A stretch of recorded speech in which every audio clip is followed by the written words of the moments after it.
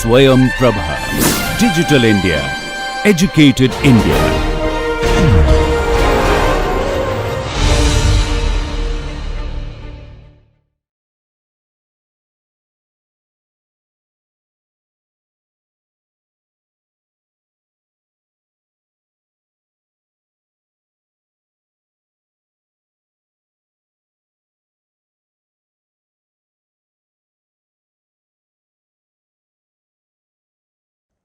Hello and welcome to Marketing Management, a VUCA perspective.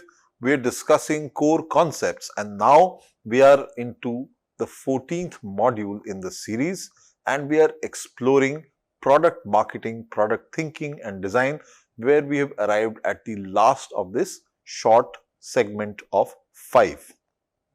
We will explore certain case studies today which will take us deeper into the understanding of how certain Indian brands have been able to brave this entire concept of creating products that have really worked and made an impact for them in the market outside. So with that, we begin the conversation for today. We're talking about two very iconic brands in the Indian space in the automotive sector. One is the Tata Nano and the other is Bajaj Scooters. Both are milestones in the entire Indian auto market. And when we explore these two iconic vehicles, a lot of nostalgia comes to mind. A lot of people have actually grown up both on the Tata Nano as well as the Bajaj Scooter brands. They have shaped literally the transportation landscape in India and are iconic in their own individual rights. The Tata Nano and the Bajaj Scooter represent more than just modes of transportation. They are signifiers and symbols of the aspirations, the innovations and the economic realities of a rapidly developing nation which is finding in its own feet the expression to come and make space for itself, space for its people and speak with a loud voice to the entire world that they were equally capable of creating innovation by their own selves. So in this presentation, we'll examine how these vehicles evolved from revolutionary concepts to become cultural phenomena in their own right, and we'll analyze their unique market positions, the challenges they faced and how they created lasting impact on India's automotive industry. So let's jump right in. The Indian automobile market overview is the first thing we begin with. Here we have a very diverse consumer base where a wide range of economic segments and usage patterns exist. From this, being able to create something which appeals to a large enough segment is by itself a task, but is also a blessing in disguise because of India's population dividends. So hence, creating something which ensures that a large enough number of people will be able to take its benefits to heart is something which manufacturers can think of. Here, we have the ability of creating a manufacturing hub which also gives you export capabilities. If you reach that particular level of proficiency, they can become and have the potential for becoming production centers to supply goods in regional markets nearby. It also has a global significance because India is one of the largest automotive markets in the entire world. So that is something which surely has got the interest of a few players from the world over. Now, the Indian automobile market represents one of the most diverse and rapidly evolving sectors in the entire world. We have now got a population of 1.46 billion and counting till last count, and the country encompasses every segment from luxury vehicles to ultra affordable transportation solutions because the entire diaspora of the country is so diverse.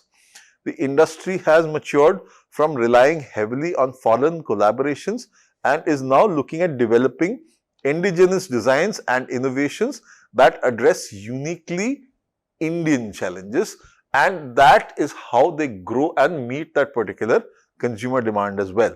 Both these brands that we speak of Tata Motors as well as Bajaj Auto. They exemplify how Indian manufacturers actually looked at this particular challenge and rose up to respond to it and navigated this complex landscape, creating vehicles that respond to local needs while also achieving varying degrees of global relevance. So let's begin with the Tata Nano first. How was the Nano conceptualized? It was Ratan Tata's vision of an affordable car for motorcycle families. The anecdotal reference is that on a very rainy day, while Ratan Tata was sitting comfortably inside his plush luxury sedan, he chanced to look out at the traffic as they were all caught in a particular traffic jam. That rainy day saw a family of 3 or 4 people who were astride a bike and they were getting visibly wet in that particular tumultuous rain that day. It inspired Ratan Tata to think of an affordable car, a 1 lakh rupee car, which he would accord to the Indian consumer. He would live up to that promise as he went along, which got him to the design phase, and his promise met the first engineering challenge and created the world's most affordable car in that particular price range. Yes, the price rose as time went by, but the initial promise was achieved. The launch of the car happened as the Tata was unveiled as the people's car. And as a people's car, it was at an unprecedented rupee 1 lakh per unit pricing. So that is where Tata launched its base model. Now, the Tata Nano originated from a profound moment of insight where his family viewing actually during the monsoon season gave that idea to him, and they sparked his vision to create a safe, affordable 4-wheeler alternative for India's millions of 2-wheeler users. A car that would retail for just that 1 lakh, which was approximately $2,000 at that point in time. This followed intensive engineering as a challenge for Tata Motors to reimagine automotive design fundamentals. The team focused on creating frugal engineering and maintained an essential functionality while eliminating all costly features that weren't critical to the car's core purpose of providing safe, affordable transportation. So they worked towards that and finally were able to launch a car at 1 lakh rupees. What features did it pack because of its design? These were at an exterior level, a length of 3.1 meters, a width of 1.5 meters, a height of 1.5 meters or thereabouts, and a turning radius of just 4 meters. Interior wise, it could seat comfortably 4 adults. It was 21% more spacious than any competitor in that particular genre. It had high seating position for easy entry and exit from the vehicle. It had a minimal but a functional dashboard. So all of these variants were then brought in. It had a standard non-AC version, a mid-tier with AC, an LX model with additional features and some certain special editions which came by later. The Tata Nano represented a marvel of spatial efficiency and it offered a surprisingly roomy interior despite its tiny footprint.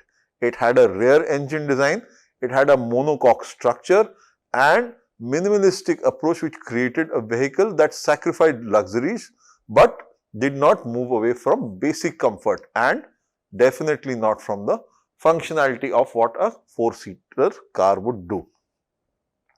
The base version, although it lacked air conditioning, had no power steering and power windows. The higher end versions included these features for consumers willing to pay that little extra.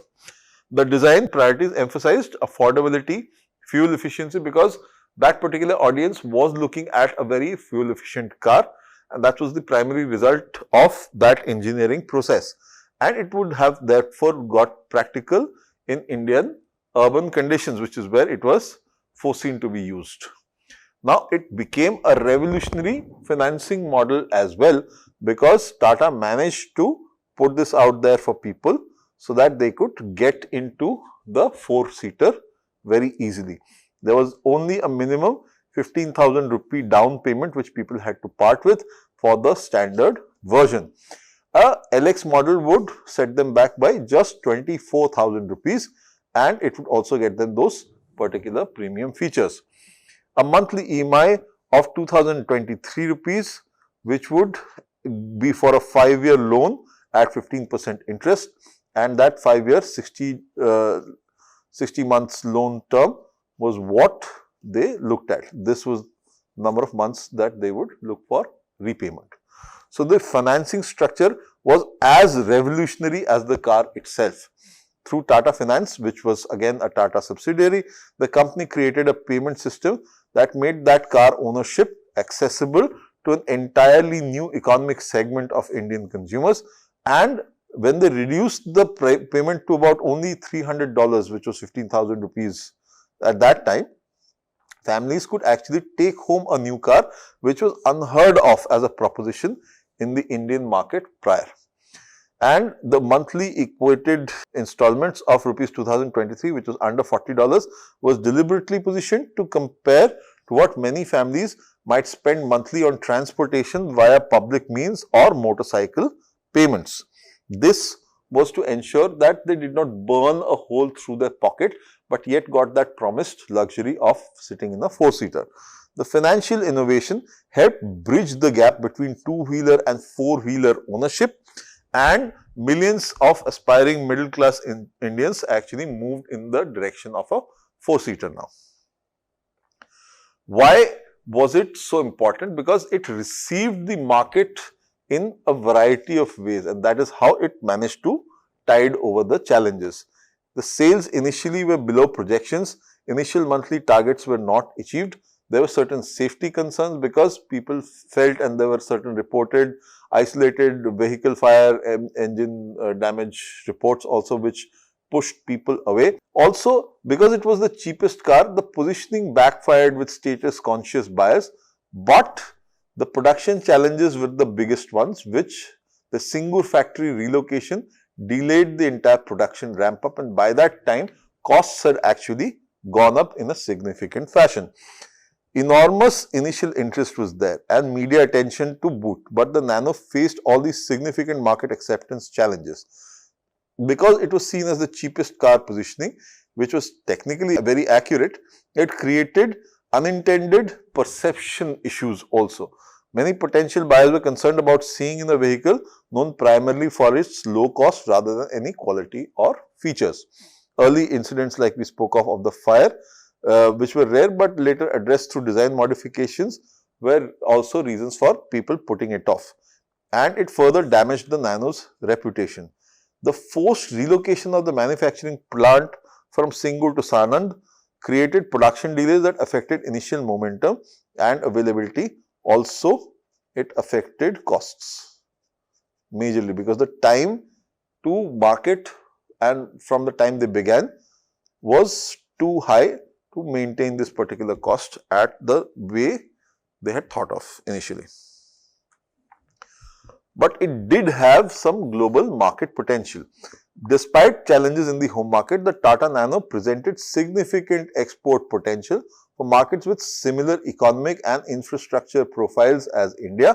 Countries across South Asia, Africa and South America had promising expansion opportunities, and they wanted affordable transportation at a personal level, which remained a critical need for their growing middle classes. Now, Nano had compact dimensions, it had fantastic fuel efficiency, and its basic feature set were potentially advantageous in urban environments with congested traffic, and a lot of other countries, especially in Southeast Asia, in LATAM, these countries had those particular challenges to boot. So, they welcomed the Nano as it came. They had limited parking, so all of these factors started to play in Tata Nano's favor. And again, these people were also value conscious consumers, so they were also looking for all these benefits to go along.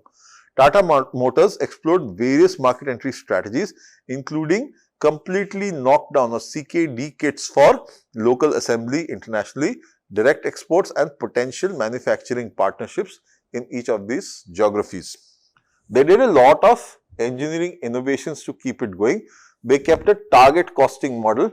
Here, the design worked backward from the price point rather than forward from what features would be included into the particular format.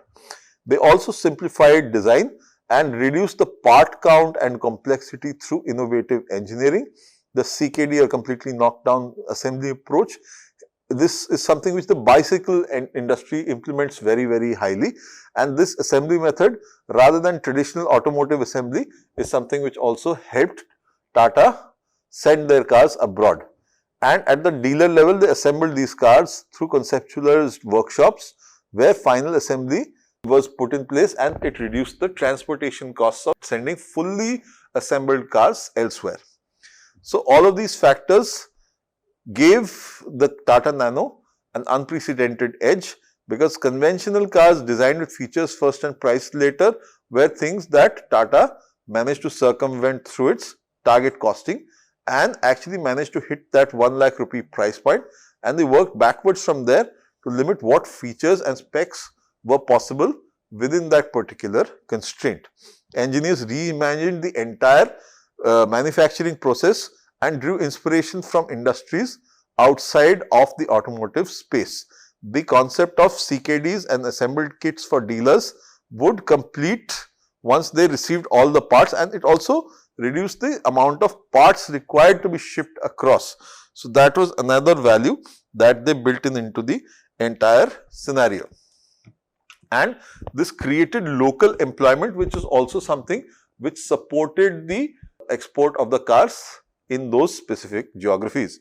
The approach challenged established industry practices and demonstrated innovative thinking in both design and production methodology, as well as business thinking. The other organization we have in consideration in this space is Bajaj Scooter, which had also very similar Indian origins. Like, they started as Bajaj Trading Limited in November 29, 1945 as a trading company. From there, they went into an import phase where they started selling imported 2 and 3 wheelers in 48. They got a manufacturing license obtained from government permission to set up and manufacture in 1960. And they did a partnership with Vespa from Italy, where the collaboration made them the Indian scooter pioneer. Bajaj's auto journey began post-independence in India, where the newly formed nation focused on self-reliance and industrial development, and Bajaj Trading, set up in 1945, actually moved from imported and sold 2-wheel and 3-wheel vehicles and established their own distribution networks and market presence as they went along. The partnership with Vespa became a critical turning point and moved Bajaj in a technical expertise and design knowledge kind of scenario.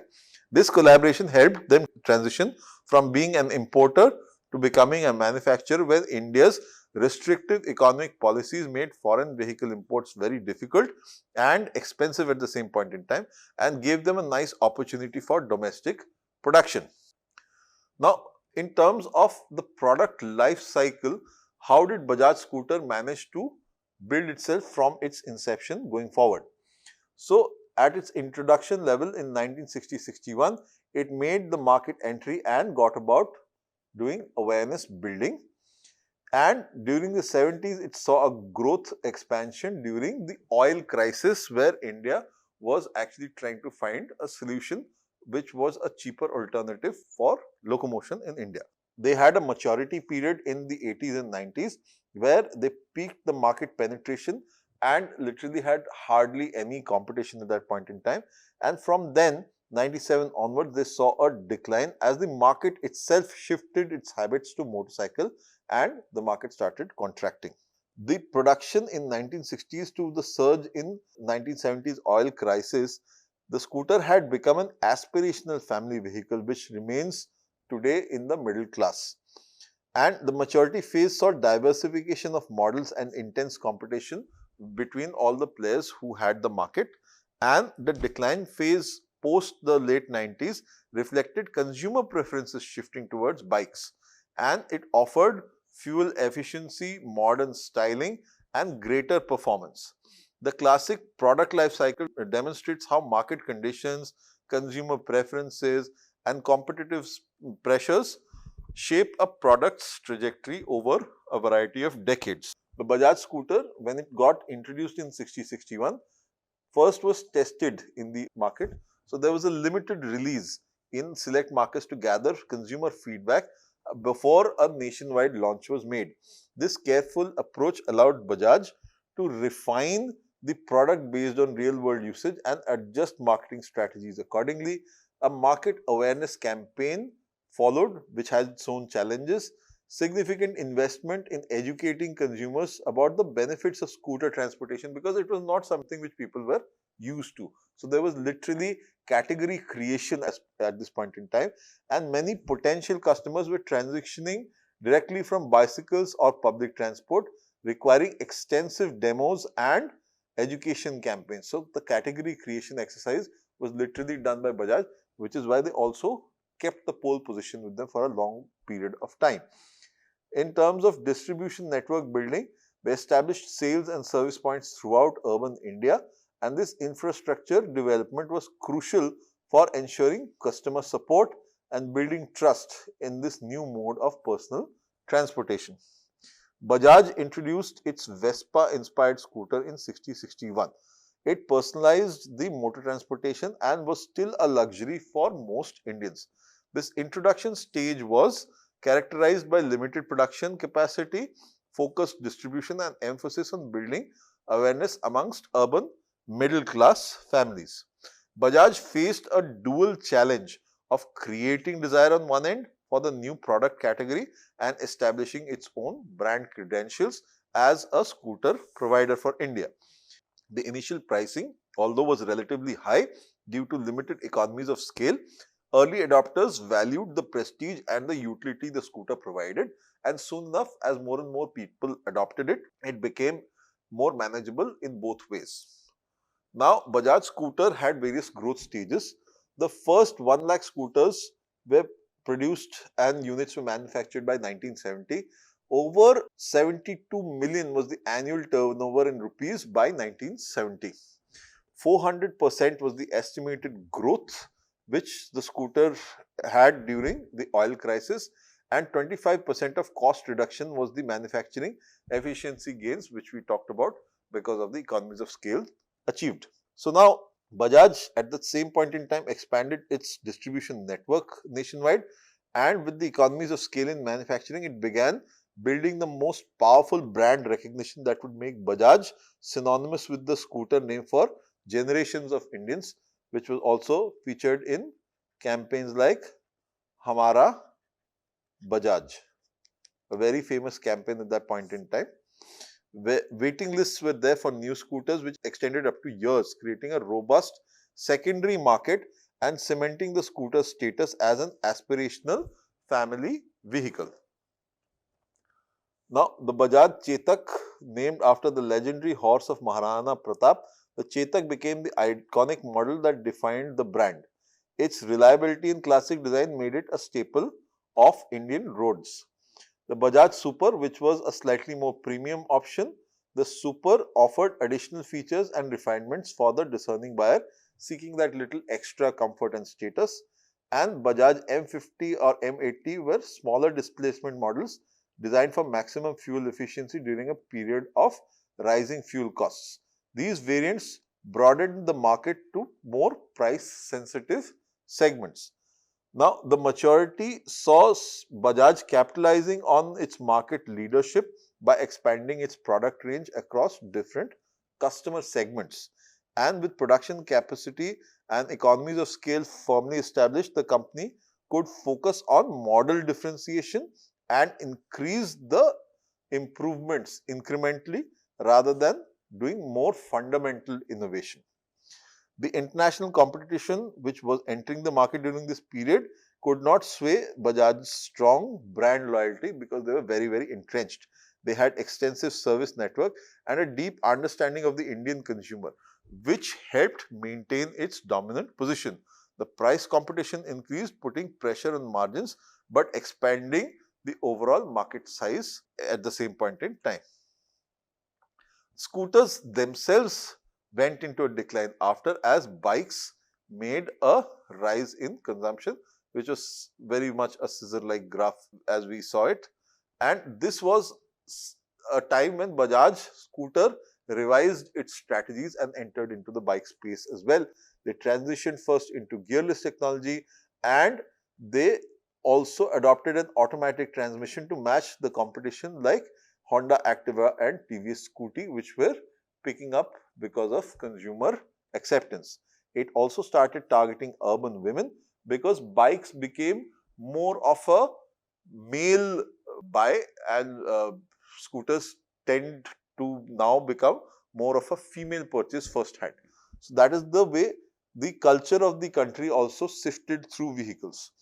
Designs emphasizing ease of use, storage and safety features for female riders were highlighted, and scooters were projected at women now. Modern styling was got into place where rugged looks were removed and contemporary aesthetics that appealed to style conscious youth was also introduced, and it was benchmarked against international style. So successful models like Honda and TVS actually increased the competitiveness in both the offering and the way the product itself looked. So Bajaj eventually explored these strategies to revitalize its scooter business and followed particularly the Honda Activa and TVS Scooty, and demonstrated the scooter format could still be relevant and updated with modern technology and targeted marketing. Design modernization, enhanced features and repositioning to specific demographic segments represented potential pathways of Bajaj to reclaim the relevance in the scooter category, which it had once dominated thoroughly. Now, the scooter market resurgence began in 2005 and has been growing since. Even today, with electric scooters coming into play, Bajaj has kept its market and share going even in today's relevant space. The Tata Nano had a global market potential in South Asian markets, African markets and South American markets, and Bajaj also was following similar suit. So, countries like Bangladesh, Nepal and Sri Lanka saw Tata Nano walk in, and it had infrastructure challenges and economic conditions, and India had similar ones, and so therefore this became natural expansion targets in the compact Nano's affordable design. Africa was rapidly urbanizing, and with its growing middle class and limited infrastructure, it presented the opportunities for personal transportation solutions, and Nano quickly filled in that particular void because it could handle varied road conditions as well. Similarly, South America had significant economic inequality, but growing urbanization meant that people could benefit from affordable transportation, and so therefore this option was picked up and in commercials like taxis in congested city centers, so that the cars could quickly zip around the entire city and provided domestic acceptance overall. The Tata Nano had a lot of global market entry strategies where they used things like direct export. They completely shipped certain vehicles to target markets with minimal investment, limited customization and higher logistics costs because the cars went as is. They also had, like we discussed, the CKD assembly, completely knocked down kits which were locally assembled and had lower import duties because they were not finished cars. They also created local jobs, and some amount of customization was also thrown in for good measure. Then they had manufacturing facilities set up at certain regional production hubs and major markets. So they got maximum localization through these, lower unit costs because they were getting produced locally, and it had the highest investment because setting up infra required an organization to put in that kind of money. There was also a format where they licensed it to certain other players. Technology was transferred to local manufacturers with minimal capital risk because it was their show. They got some licensing fee out of it. It was faster market entry, the brand entered, and they did though have lesser control over the quality, but that was an alright trade-off which they managed with. Now, similar markets were clustered geographically, so it established marketing facilities and manufactured vehicles which then could reach these places, achieving the economies of scale and giving a little bit of customization to the regional requirements. Strategic partnerships with established local players gave the most balanced approach, and they got distribution networks while keeping Tata's design and technical control in play. Now, it also had a very immense potential in Europe as a market. Here it was propositioned as an urban transport positioning, and in Europe the Nano could be positioned as an ultra compact city car for urban commuters rather than as a family vehicle. It had an extremely small footprint which would be advantageous for navigating narrow streets and tight parking situations common in historic European city centers. Also, there were certain modifications to significantly upgrade what was being built for the global south vis-a-vis what was being exported to Europe. Europe had very stringent safety and emission standards, so the car had to conform to those, and it had to include enhanced protection, airbags, ABS braking systems, emissions, and alternative powertrains to meet the environmental regulations that Europe had.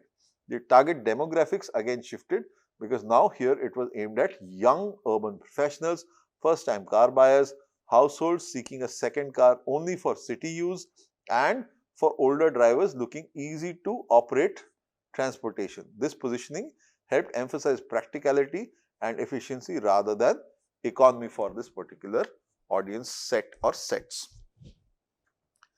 The important thing is, importantly, regulations forced the engineering to rethink some of the features which were left out for the global south to be brought in and placed inside this particular offering set. Now, the adaptation requirements were varied. They had enhanced safety features, so it would require multiple airbags, reinforced crash structures, electronic stability control, ESC, and advanced braking systems or ABS. And this increased the cost and complexity of the offering. There was emissions compliance also. They had to meet Euro 6 emission standards that would necessitate sophisticated exhaust treatment systems and potentially a shift to a hybrid or electric powertrain for urban market positioning. In terms of quality and feature expectations, interior noise, quality, insulation, comfort features, and technology integration, more than the original Nano was now put in inside the offering. Also, in terms of price point, with all these necessary modifications, it would lose its ultra low cost advantage, but could still be positioned as an affordable urban mobility solution compared to the established European city cars, and that is where it still had a space to play in. So, the Nano got adapted to European markets with substantial re-engineering, but it was deliberately omitted from the Indian street versions to meet the cost targets. With such modifications, you would see a European Nano which would potentially compete with small vehicles like the Fiat 500, the Volkswagen Up, and the Renault Twingo if positioned currently. The challenge would be maintaining enough of the original cost advantage after adding required features and still keeping a compelling proposition for European consumers. So, in terms of the scooter market, the Indian market had this particular future outlook. Electrification is something which has now come in a big way, and that was the next step which Bajaj had also similarly prepared for, because electric powertrains were becoming dominant. Similarly, connectivity through smart features and app integration was becoming the norm.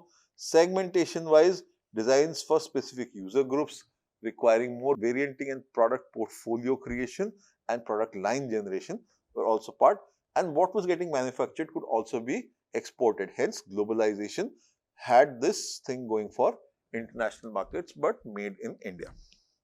So, design and feature segmentation is in the future also likely to accelerate. Specific models tailored to commuters, delivery services, young riders and family use may come out in the future.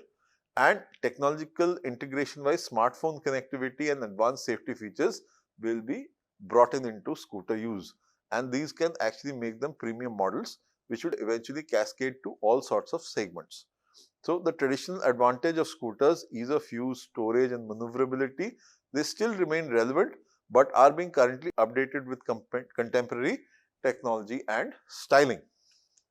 So, Bajaj scooter in all of this has had its revival strategy planted out. It has now gone into the different target segments first and foremost. It has focused on models on urban women, youth and delivery services.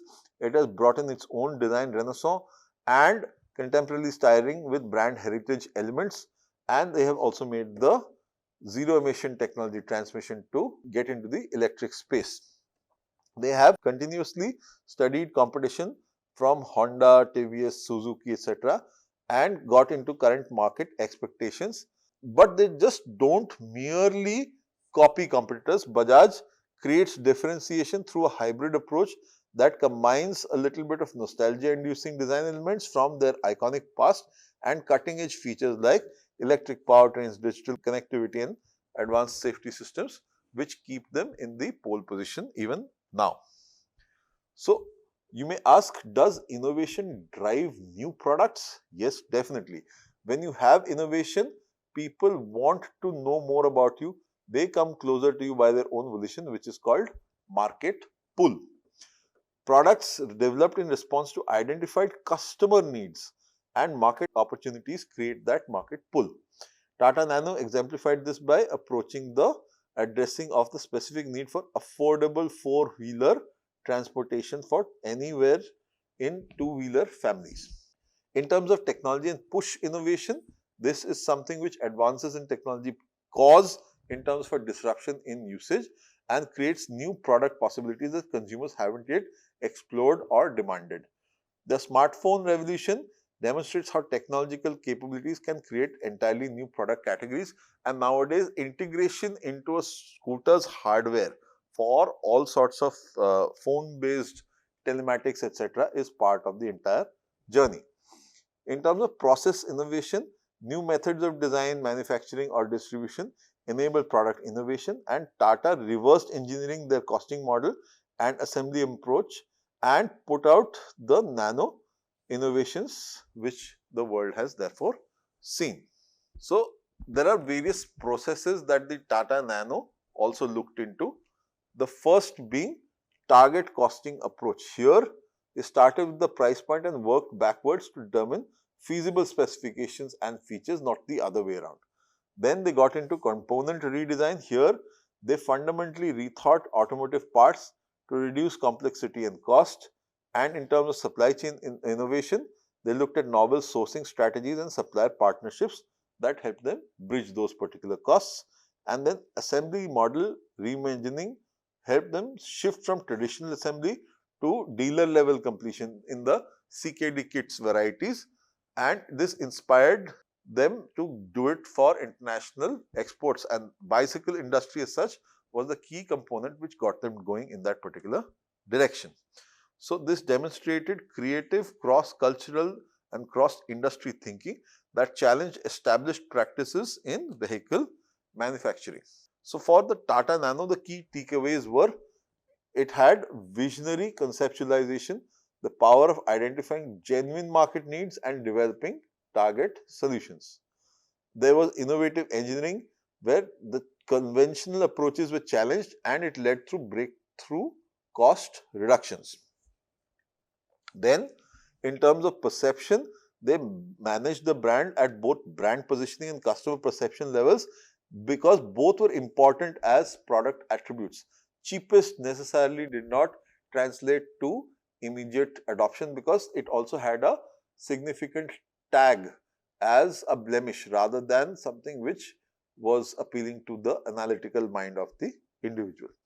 And then the financing innovation also helped out because creating payment structures that can expand market accessibility for new product categories also helped a lot when it came to the Tata Nano.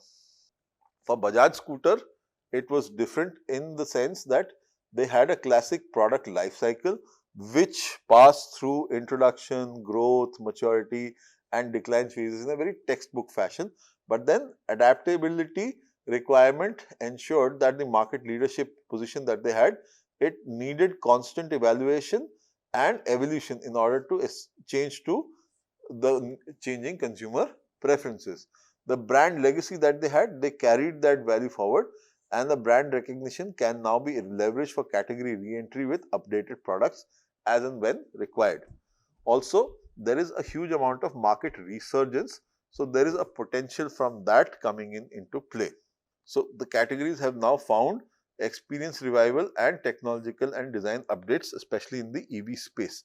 So all of these things have come to Bajaj's rescue, and they're able to breathe new life into seemingly obsolete product categories when core consumer needs continue to persist. So there are lessons for the Indian auto industry at large here. So there is a consumer perception primacy, because at the end of the day, whatever decision is there, it fuels the demand, and demand is at the core of whatever is getting sold. So the nano experience demonstrates that technical excellence and rational value propositions are insufficient without positive brand perception. The cheapskate thought process did not allow the Tata Nano the initial success that it could have otherwise enjoyed. Consumers felt bad about owning a product that can outweigh the rational benefits, because emotionally it was not something that people wanted as a tag. As a financial innovation, it was very important for Tatas to create that particular financing solution, and this became as important as product innovation, so that people actually picked up the product. Payment structures aligned with economic realities now openly showcase these new customer segments to be tapped into. In terms of the adaptation, Bajaj's experience shows how established companies need to continually evolve or risk obsolescence, because consumer shifts may suddenly throw you into a place of disuse, and that is something you can never climb out of unless the consumer preference again swings back to what it was early. But then your innovations need to be there so that you are bridging that particular gap and are ready to take the next crest of the wave. Market leadership provides no protection against shifting consumer preferences and technological change. So all these factors are again the volatility, uncertainty, complexity and ambiguousness of the VUCA space. Both Tata Nano and Bajaj Scooter stories offer such valuable insights into India's automotive strategy and industry as such. The Nano picks up critical importance of brand perception and status considerations in a deeply status conscious Indian market, even though Indians were looking at price conscious options. Their status as a result of their purchase was also very dear to them. And the most logically compelling value proposition would struggle if the ownership doesn't refer to the right social signaling that was there. So the messaging that owning a Tata Nano drove was actually something which people were very worried about. Bajaj's scooter life cycle demonstrated the necessity for continuous innovation and adaptation, and as a leader, it also provided no immunity against changing consumer preferences. So one day they like scooters, the next day they can like bikes. So again, there was technological revolution and competitive pressure which brought scooters back into popularity with the new EVs being introduced. So successful companies balance that exploiting of current strengths and develop new capabilities for future market conditions. And both cases illustrate how understanding consumer considerations at a very deep level beyond just the functional needs is essential for sustained success, because all brands are made in the mind. We have been saying this ad nauseum ever since. So when you look at future trends, electrification is definitely going to take a huge ride, and so therefore that becomes the next big ticket item which people should get as an advantage when they're buying personal automation. Brands need to look into those aspects. And when we are speaking in terms of global expansion opportunities, here both Tata and Bajaj have significant opportunities for global expansion, and they can appropriately adapt their products for all these specific markets. Markets are available in South Asia, Africa, LATAM and parts of the Middle East also, where many have characteristics which they are sharing with India and very similar. So there are infra challenges, price sensitivity and a growing middle class which seeks affordable mobility solutions with a little bit of flair now thrown in for good measure. So, from frugal engineering expertise and manufacturing large scale advantages, Indian automakers have to move for these markets, and even in developed economies like Europe, Indian innovation is to build in innovation which is compact, gives efficiency, and they can also find niches in these markets, particularly to repel urban congestion and environmental concerns like alternative mobility solutions which can drive those particular examples. The experience gained from developing products for India's challenging and diverse conditions provides valuable insights applicable to many international markets. So, innovation therefore becomes a key differentiator in this particular case. First bit is cost innovation, where frugal engineering approach creates significant advantages and helps create cost-effective solutions. You do not give away your essential functionality, and yet you have a brand that has global relevance and affordability. Then there are needs-based innovations where you understand how addressing specific user needs rather than following global trends allows Indian manufacturers to create uniquely available products, and these value-based products that solve local problems more effectively than international competitors, they tend to find more acceptance. And then there is a process innovation where you reimagine how vehicles are to be designed right from the scratch, how they are to be manufactured, how they are to be distributed, and services create opportunity for breakthrough of cost reductions and market expansions beyond what product innovation alone can achieve. So, innovation will not be sufficient to create that little particular fillip. So, a lot of things from cost to needs understanding through research, and finally at the process level to ensure experience and efficiency are built into the entire process. They represent which particular brand is the most promising brand going forward. Now, EVs are here to stay. They are a big movement in growing markets, and here brands need to showcase that they have technological readiness, the battery cost reductions, making EV more affordable. At the same point in time, infra needs to be developed. There isn't plenty of infra, especially once you move out of the urban spaces, and charging networks need to expand, enabling the adoption of that particular vehicle. In terms of manufacturing scale, when there is sufficient demand for it, production investments will reduce the unit costs, and policy support from government's incentives accelerates the transition to the EV space as we go along. So, production linked incentives or PLI schemes for advanced automotive technology is what is required next for brands, and this can help India push for renewable energy to create supportive conditions for this particular transaction. There will be new business models also in mobility. From ownership, people are moving towards usership. So, nowadays people are subscribing to vehicles rather than buying outright, and there is a certain amount of mobility as a service model working through subscriptions and sharing platforms. There is multimodal integration where you combine various transportation modes through unified digital platforms for seamless urban mobility. You have a lot of data from running all of these vehicles. So, data-driven solutions like telematics, etc., showcasing usage patterns and consumer insights help develop target mobility attentions and innovations.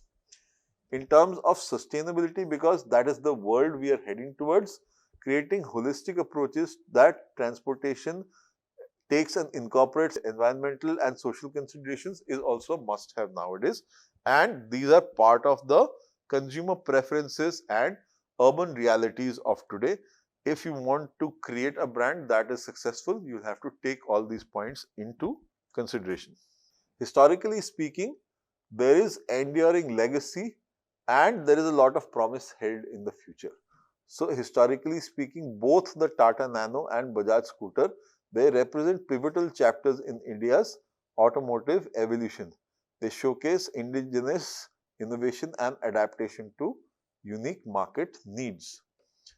Business-wise, both their journeys provide invaluable insights into how to develop a particular product, how to increase your stay in the market with your positioning.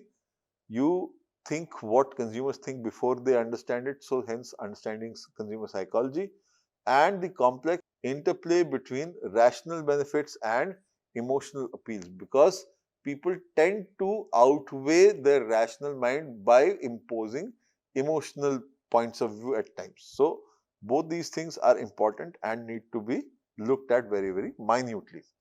In terms of future applications, principles pioneered by these vehicles are showcasing that mobility is for everyone, and so it democratizes the whole concept of mobility.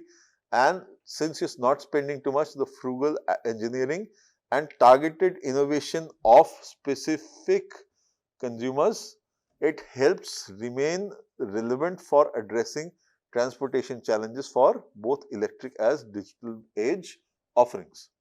And then finally, what you build, you can sell to the world.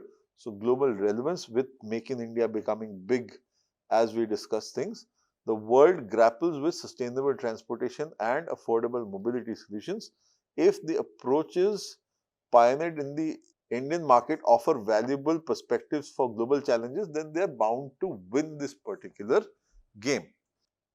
So with all of these things, we come to a closure of the entire segment that covers how products have been thought through. Now, products typically are physical, they are tangible, they have a lot of offerings which can manifest in the form of features which can be seen, which can be touched, which can be experienced, and nowadays they have myriad facets. They have facets like the digital space, the social space, the augmented reality space, a variety of extensions to the overarching product interface. So beyond all of these obvious experience spaces, there exists things which are not really physical or tangible, but they are conceptual more as their offerings are, which cannot be really felt by the five senses, but only experienced as an emotion or a logical decision by the mind. These are services. So moving from product, we will now start exploring in a two-part mini series how you can add value into things that do not have a very physical construct and they are intangible in the outer sense. So these are services which we'll explore from the coming expression going forward in a couple of modules. So until next time, I shall see you, and here's me signing out.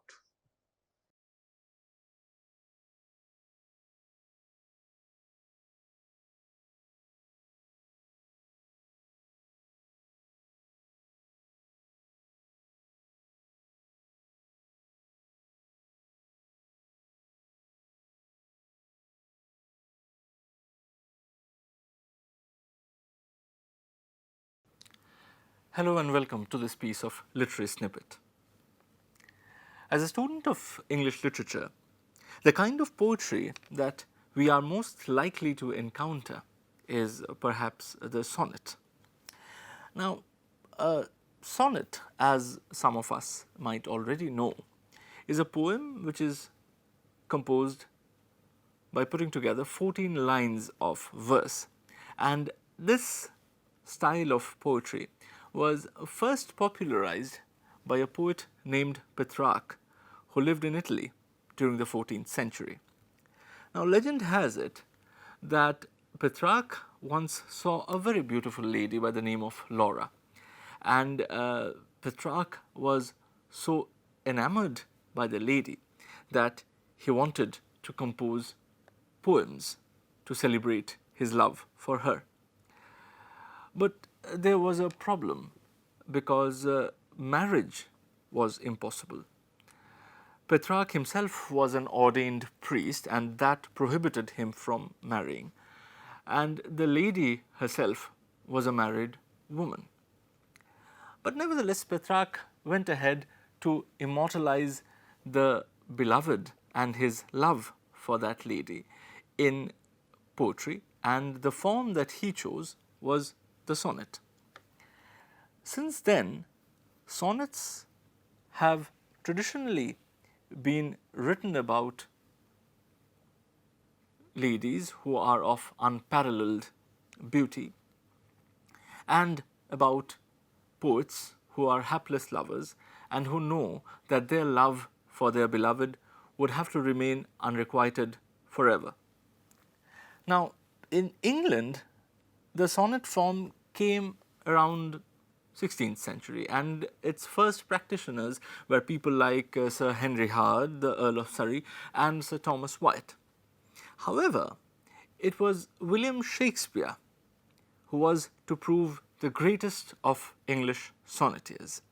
And in fact, the charm of those sonnets that Shakespeare wrote 400 years from now still can be felt. And if I read out to you one of Shakespeare's sonnets, you'll appreciate this better. This sonnet is usually known by the title, "Shall I Compare Thee to a Summer's Day?", which is also the first line with which the poem begins.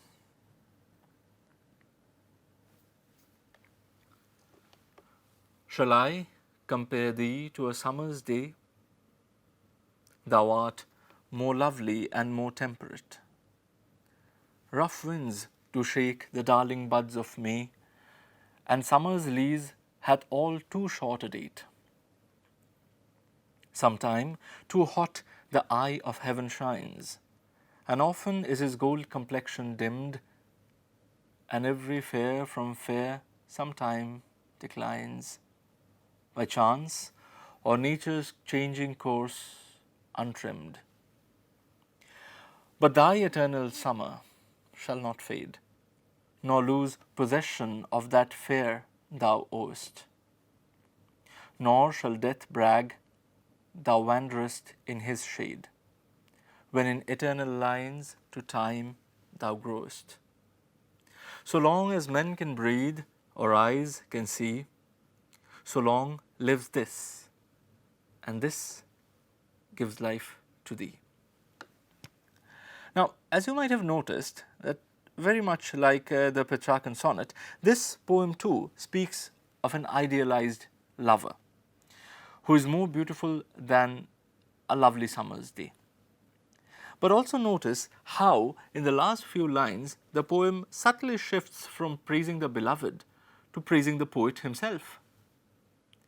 It is the poet who is going to produce the lines of poetry which will preserve the beloved's glory forever. And people will continue reading them even after the beloved has died. As the last couplet of the poem suggests, so long as men can breathe or eyes can see, so long lives this. And here this, of course, refers to the verse that Shakespeare composes and which we are reading today, 400 years later. So long lives this, and this gives life to thee. Shakespeare is well known for these kind of subtle plays with the conventions, these kind of subtle reversals of what is expected conventionally. But nothing is more striking than the sonnets that he composed on a dark lady. In these poems, we do not meet the traditional fair, idealized beauty, but rather a woman whose appearance might even be described as ugly. Here is a sample.